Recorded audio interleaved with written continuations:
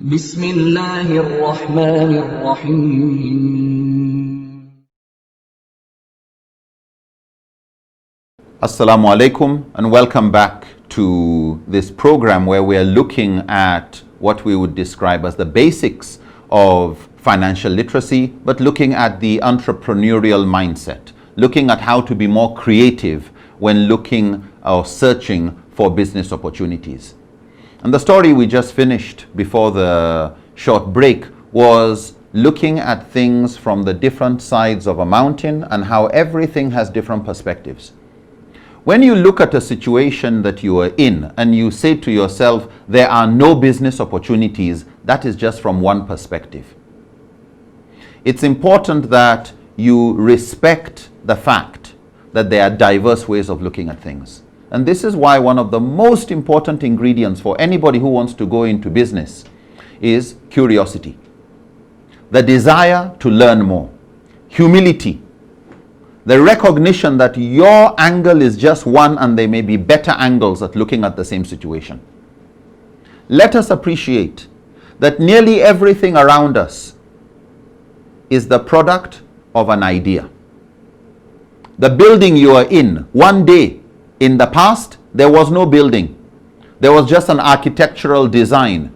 And if you go back into the past, there wasn't even an architectural design. There was just an idea in the head of an architect of what that building was going to look like. When you look at why are you sitting where you are, it usually started with an idea. Look at the people around you. It all started with an idea. Look at your children. You had the idea of wanting to get married and wanting to have children. And today, the idea has borne fruit and Allah has blessed that idea. Ideas are very critical because the future is currently in the form of ideas. Most of what the future is going to become, the next technology that is going to come out is currently just an idea.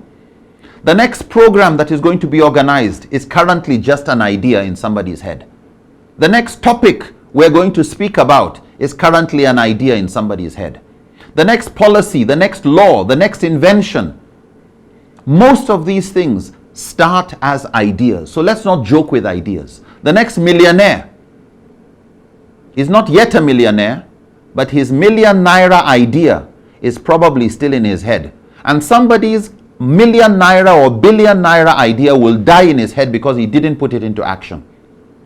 So number one, let's be curious. Let's try and see things from different perspectives and recognize there is nearly an unlimited number of ways of looking at a particular thing.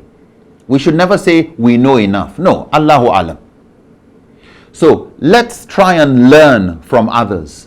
Let's travel. Siru fil ard. The Quran invites us to travel the earth. Share ideas. And as you share ideas, you improve your own.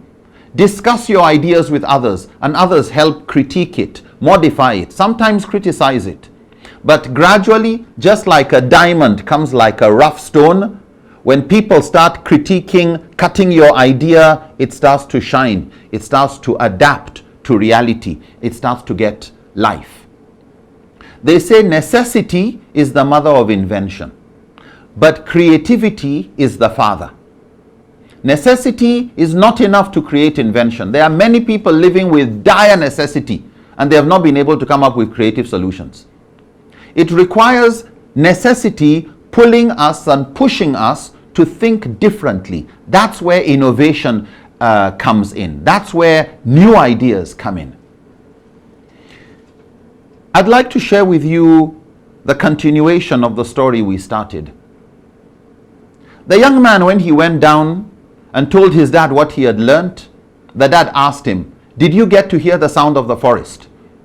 The young man said, "Regretfully not. I was too impatient." The father said, "I think you should go back next week, apologize to the teacher for your impatience, and see whether you get to hear the sound of the forest." The young man said, "I agree. There's a perspective I probably did not appreciate while I was there. But with the lesson he gave me of different perspectives from the mountain, I believe there's a lot for me to learn." The young man got curious. The young man was humble. the young man was ready to accommodate that there's another perspective. So he went up the mountain. When he got to the top of the mountain, he saw the old man, he greeted him, he apologized for his behavior the previous week. The elderly man said, no problem. I want you to go and sit in the forest. Listen carefully to all the sounds you hear. I want you to hear the sound of the forest. It's a very unique sound. Young man said, no problem. Young man went into the forest, spent hours listening, came back to his teacher and told his teacher, I heard the sound of birds, I heard the sound of rustling leaves, I heard the sound of a lizard, I heard the sound of insects, I heard the sound of the wind, but nothing else. The old man said, go back and listen more carefully. Yes, those are sounds of the forest, but those are not the sounds I'm expecting you to hear. Go and listen more intensely. The young man said, no problem. He went into the forest, lay down on the ground, and started to listen more intensely, with curiosity, wanting to hear sounds he had not yet heard. He listened and listened, and he didn't hear anything new. The next day, nothing new. All were the same sounds he had heard the previous day. And the third day and the fourth day. In the afternoon of the fourth day, he heard some sounds and he listened carefully. And he could hear some sounds he had never heard before.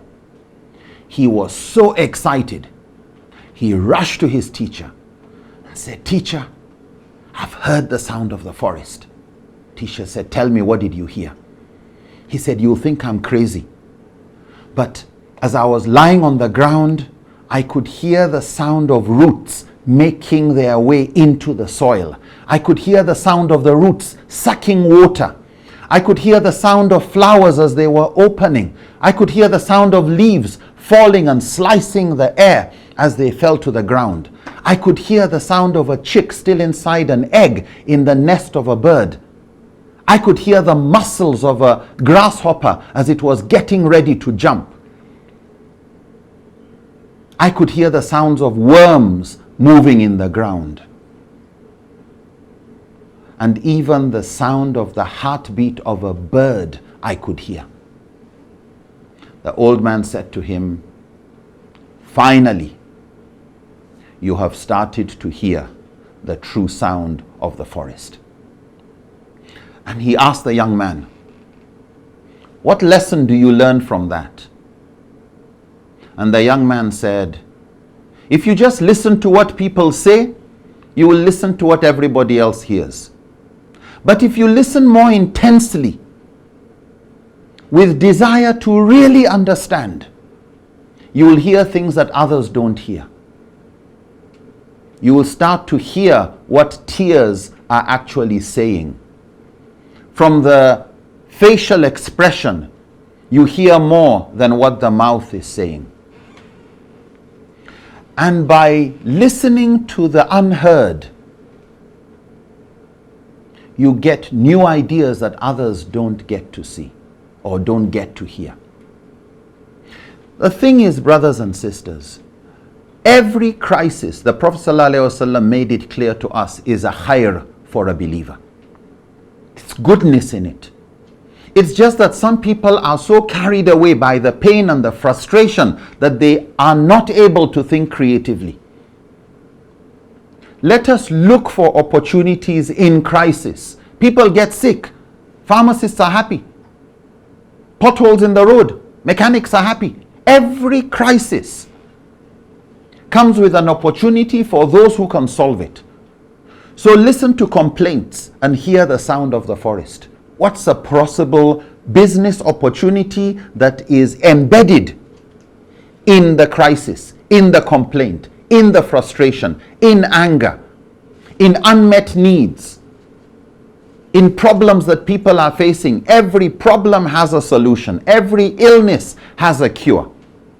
if we are ready to listen carefully and not get carried away with the complaint, but ask ourselves, what can we do to help solve this problem? Otherwise, what you normally find is these challenges and frustrations become like filters that the creative look at and are able to go and find solutions, and they become relevant to society. Whereas those who look at these challenges as obstacles, they get filtered out of the business community. Any business that looks at a problem as just a problem and you are waiting for it to go, it's difficult to survive. But those who look at a problem as a challenge, how can we solve? How can we adapt? How can we innovate? How can we get creative? So look at all the problems in society. Search around and see, how did other people solve this problem? How did people in the past solve this problem? How did people in other societies solve this problem? Because very often in business, it is survival of the fittest and survival of the most fitting. Look for solutions. Be solution focused. Don't be complaint focused. Don't stay just blaming the government, blaming NGOs, blaming everybody. Ask yourself, how can you be part of the solution? How can you get more creative? But there's something that people find. You cannot get creative if you are afraid of making mistakes. So you should be ready to make excellent mistakes, spectacular failures. If for fear of failure, you fail to even try, then you have failed automatically. Actions are judged by intentions. If you intend to help community, help society, help create opportunities, help solve problems, inshallah, Allah will bless it. And through that blessing, you get the reward, but you also get the benefit of being useful to society. We shall stop there, inshallah, to continue on this theme when next we meet in another episode. May Allah make it easy for us all. Assalamu alaikum wa rahmatullahi ta'ala wa barakatuh.